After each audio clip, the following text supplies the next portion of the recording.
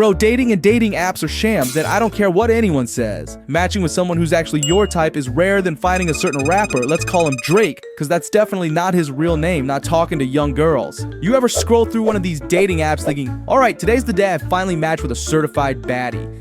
And then bam, you're hit with nothing but a sea of mid. Like at this point, my thumb has PTSD from swiping left so many times. And on the rare occasion I do match, 9 times out of 10 they pull up looking like their pictures were drawn with crayons by a toddler. By the way, if you're here right now, you're officially my therapist, so the least you could do is smash subscribe and hit that like button harder than life hits my love life. Alright bro, I gotta be real, dating is the wildest, dumbest, most soul-crushing roller coaster ever invented. And finding your perfect match, or someone even close to being your type, is like finding a legendary Pokemon. It's possible, but bro, it's rare as hell. Half the time you're meeting people that look like Minecraft characters, and the other half you're on Bumble matching with people who clearly got their profile pictures from Google Images. I once matched with a girl whose bio said, "I'm an angel." Bro, she looked like Hellboy, but every once in a while you get lucky, at least you think you do. So here's the thing. It was Friday night, right? I'm at the bar alone, scrolling Bumble with the enthusiasm of a depressed hamster on a wheel. You ever swipe so much, your thumb gets sore and you start seeing people you've already rejected looking at you like, really bro, again? Yeah, it was that kind of night. And out of nowhere, bam, I matched with this girl named Vanessa. Now Vanessa was a solid 10 out of 10 certified fine, at least according to the heavily filtered selfies she posted. Like, I'm talking dog ears filter, sparkly freckles filter, smooth skin filter, basically Snapchat's greatest hits. Red flag? Probably. Did I care? Not one bit. At that moment, my brain was operating on pure caveman mode. Pretty girl equals swipe right. All rational thinking had clocked out early, leaving me to fend for myself in the jungle of poor dating decisions. Listen, desperation makes you blind, alright? And that Friday, your boy was Helen Keller level desperate. We started chatting and everything seemed normal at first. You know how these things go. What's your favorite food? Do you like dogs? Standard stuff. Safe. Wholesome. Vanilla ice cream level conversation. I'm over here thinking, finally, a normal human interaction. But I'm telling you, things went from 0 to 100 quicker than Drake running through the 6. Out of absolutely nowhere, she hits me with, "We should meet up," after like 5 minutes. 5 whole minutes.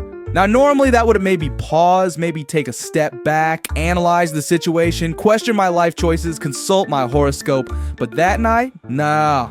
My brain was on airplane mode. I figured, nah, she's probably spontaneous. Spontaneous is good, right? Keeps things exciting, fresh, mysterious, like ordering sushi at a gas station. What could possibly go wrong? Yeah, sure. Spoiler alert. Spontaneous can also mean chaotic, dangerous, and borderline psychotic.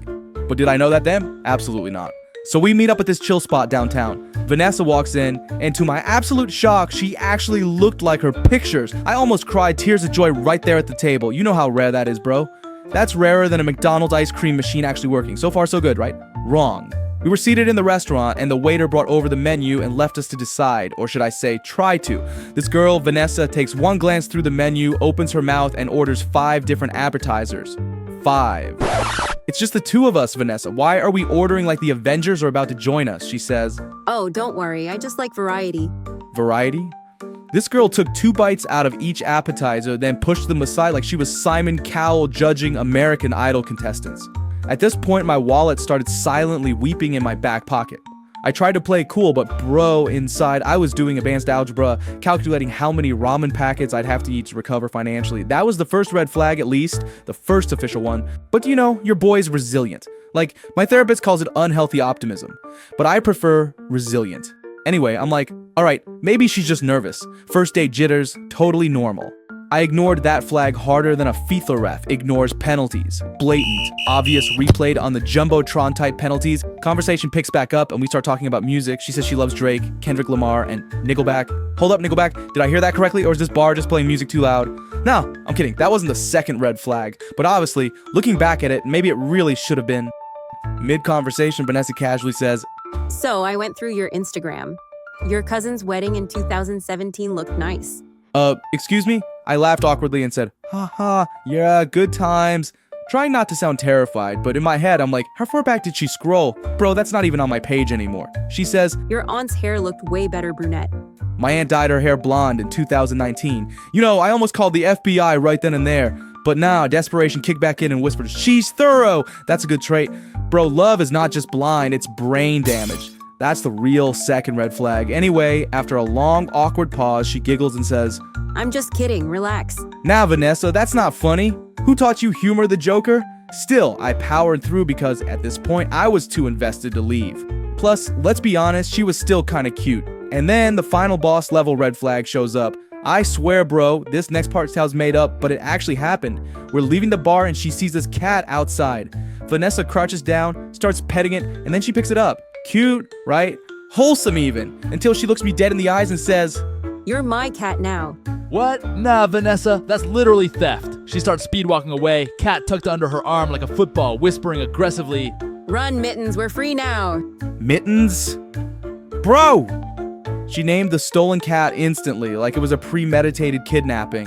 I'm standing there stunned, contemplating my life choices, and people in the street are staring at me like I'm an accomplice. And then, the real owner of the cat, this big tattooed dude, comes running down the block shouting, "Hey, stop that girl. She stole my cat." Vanessa turns around, points straight at me, and screams, It was his idea. "Hold up, Vanessa! What alternate reality are you living in? Now I'm caught in this high-speed chase down the street at midnight, trying to convince a grown man I had nothing to do with kidnapping Mittens. And as I'm running, Vanessa texts me mid-chase. We make a great team, don't we? Hashtag Bonnie and Clyde. Blocked immediately. After somehow escaping Tattoo Guy's wrath, I found myself hiding behind a dumpster like I'm starring in a low-budget action movie. At this point, I'm like, nah, this ain't it. I pull out my phone and call my boys Malik and Dre because, bro, I just survived GTA level chaos and there's no way I'm getting home solo. They pull up like superheroes if superheroes drove a busted Honda Civic. Malik hops out laughing. Yo, bro, you good? Why you hiding behind a dumpster? Dre says, I told you Bumble ain't it, bro. You gotta go back to church or something. "Shut up, Dre." But honestly, he's right. Like, how do you explain your date stealing a cat and trying to frame you? We drive away and I start thinking maybe dating apps aren't for me. But Malik says, Nah, bro, you just got unlucky. It's a numbers game. "Numbers game? Bro, the numbers ain't numbering." I swiped more times than Dora asked for directions, and all I ended up with was trauma and a stolen feline. Later that night, I'm in bed staring at the ceiling, contemplating joining a monastery, when my phone buzzes. It's Vanessa from a different number. The message reads, Mittens misses you. "Blocked again." Nah, Vanessa. Mittens probably misses his actual owner and therapy. But hey, you know what they say, bad dates make great stories, right? At least that's what I'm telling myself. So if you're ever feeling down about your love life, just remember, somewhere out there some cat named or renamed Mittens got catnapped on a first date.